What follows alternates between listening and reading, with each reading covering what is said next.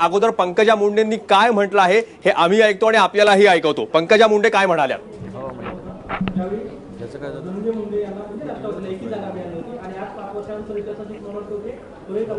मुळामध्ये बीड जिल्ह्यामध्ये जो निकाल अपेक्षित होता त्याच्यामध्ये आम्हाला 3-4 जागांचा धक्का बसलेला आहे।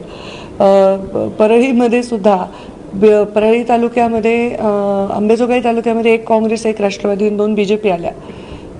इथे पण आम्हाला वाटलं होतं तसंच गणित राहील, पण परळीमध्ये आम्हाला तालुक्यामध्ये एकही जागा आम्हाला निवडून आणता आली नाही। काँग्रेसची 1 जागा निवडून आलेली आहे आणि 3 राष्ट्रवादीचे आलेले आहेत। त्यामुळे आता मला वाटतं परळीचा ओव्हरऑल जो ट्रेंड आहे तो लक्षात आलेला आहे मला। साम दाम दंड भेद आणि विकास ह्या सगळ्या गोष्टी करूनही मी परवा माझा कट्टावरही म्हटलं, मला मतदारांचा कल कळत नाही की त्यांना नेमकं विकासाला मतदान द्यायचं आहे का काय, कोणत्या उमेदवारांच्या पाठी मागे उभं राहायचं। लोकशाहीने पूर्णपणे मतदारांना अधिकार दिलेला आहे आणि त्यांनी तो निभावलेला आहे। एक ग्रामविकास मंत्री म्हणून मला वाटलं होतं की पंचायत समिती आणि जिल्हा परिषदेवर आपली ताकद आली तर आपण न्याय देऊ शकू।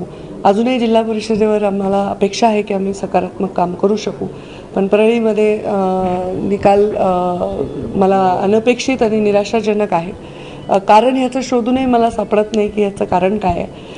कोणत्या प्रतीचं राजकारण इथे विजयी होतं आहे आणि त्या प्रतीमध्ये जर मी नाही बसत असेल तर मी सांगितलं की वेळोवेळी मला राजकारणामध्ये याच्यासाठी एक्झिट घेण्यासाठी माझी तयारी असेल, कारण मी माझ्या तत्त्वांना फार बळी देऊन राजकारण करेन असं नाही। मला वाटतं की माझ्या जिल्ह्यामध्ये जिल्हा परिषद आणण्यात मला यश जरी आलं तरी परळीने जो 4-5 मतांचा कल आम्हाला द्यायला पाहिजे तो देऊ शकले नाही। त्याच्याबद्दल पक्षश्रेष्ठींकडे मी चर्चा करेन आणि या जबाबदारी घेऊन ग्रामविकास पदाचा राजीनामासुद्धा मी मुख्यमंत्री महोदयांकडे देत आहे। धन्यवाद। आता राजीनामा दिल्यावर कसं आहे? तेव्हा पंकजा मुंडे म्हणतायत की या पराभवाची जबाबदारी स्वीकारून मी मुख्यमंत्र्यांकडे राजीनामा देईन।